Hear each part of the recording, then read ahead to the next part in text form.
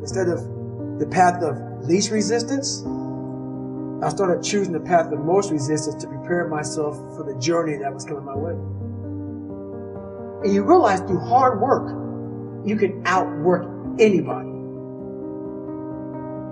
No matter how badass they are. It starts with yourself, man. You got to start diving into those things that you're afraid of. You don't gain confidence by going to the spot that makes you feel good.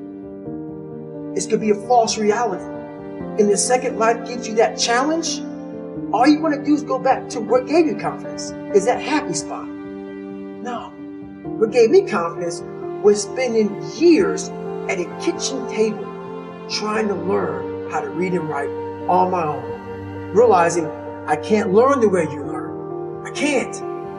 But I can learn. What gives you confidence, not being afraid, is overcoming the fear. That's what gives me confidence, is facing these things, overcoming them.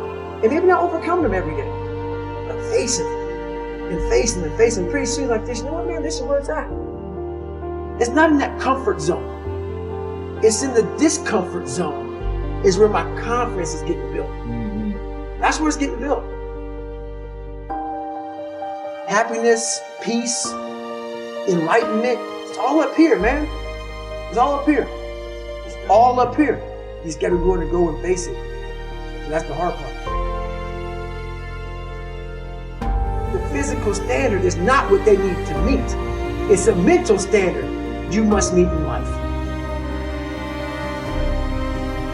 That's how I live my life. I now know that there is no cap on the human mind. There's no cap. We cap it ourselves. When most people quit, I just started. And when you take that mindset and you learn to flip that around, that's what made me powerful. And my body followed. And so I said, I want to do this. I'm going to give myself a challenge every single day until the fear goes away. That's right. And I feel like that's what more of us should be doing. I'm hearing that that's what how you live your life. That's all it is, man. And it helps me feel so much more confident. When you overcome that fear of saying this doesn't have control over me anymore, that's right. It's like you can get so much more peace. A lot of us speak in hollow words. I used to speak in hollow words. I don't do it anymore. Everything that comes out of my mouth has substance. It's real. We all have these feelings in our bodies, in our minds, in our souls. I act on mine. A lot of us who are afraid of something, we allow our minds to choose the path of least resistance, so we go a different route. And I'm afraid of something that's telling me you must do that. Life is one big mind game, and you're playing it with yourself. And you cannot lose perspective of where you've come in life.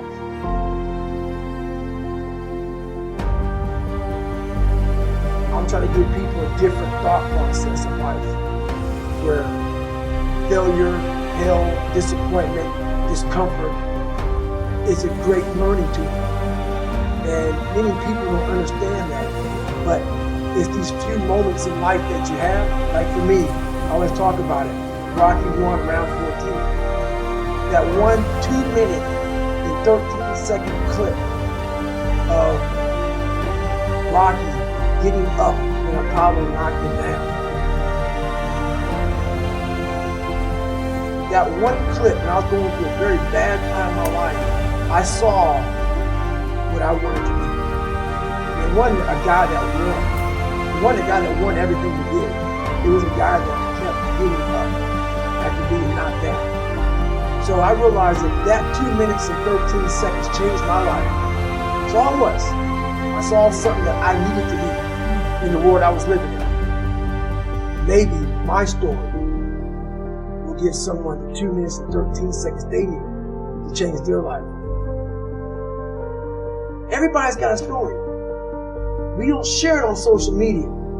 We share our nice life on social media. We all have a dungeon. I'm just willing to talk about mine. Mental toughness isn't something that you sample. It's something that you live in every day. Whenever hardness comes, and you don't know what it is. It may be different for you than it is for me, but you go back to your insecurities. And then when you go back to your insecurities, you then look for comfort within those insecurities. And we all look for that cookie that your mom used to give you when you were sad, when you were sick. We look for our wife or our husband. We look for comfort. It's in those moments you must retrain your mind to think differently in health. The mental standard is you must know how far you've come.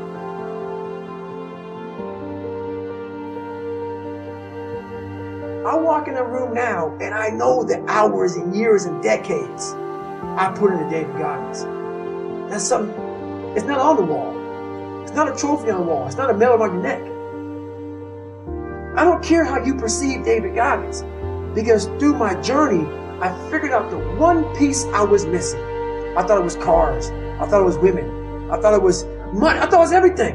The one piece I was missing was me having the courage to face myself. Where I got my work ethic from was the hours I had to spend learning this. When you sit down and you're not smart, and you have a disability, and you still want to be at the top of your class, I didn't want to just get by.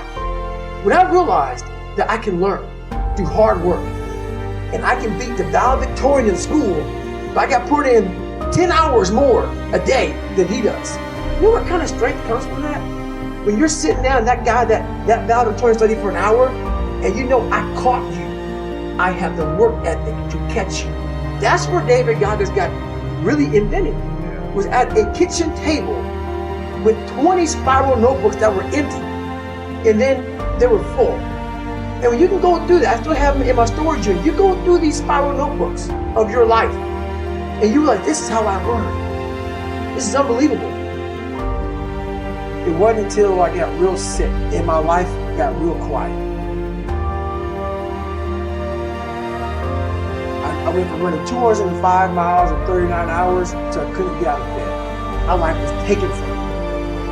And that's when I realized I hadn't taken time to think about what I'd done in my life. I'd done all these things, but there was no finish line. I finished a race of life, and I wouldn't even receive my medal. I go on. I get in the car and I go.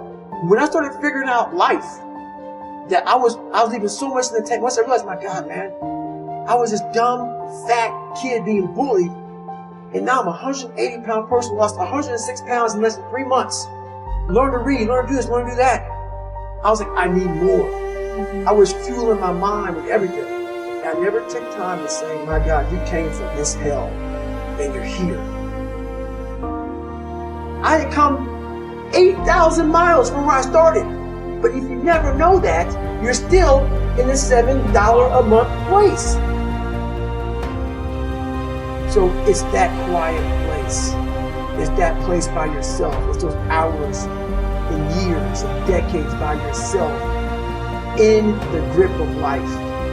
When life has you by the throat and choking you out, and you're sitting there calm because you're trying to figure it out. You're not panicking. You're not quitting. You're not throwing the towel. You're saying, here's what we're doing. And when you figure it out, when life has you gripped in a vice, and you can figure that out, that's when you overcome. That's when you overcome. The journey getting there was harder than going through it. You know? So that's the whole thing about life, man. It's that journey that makes you who you are.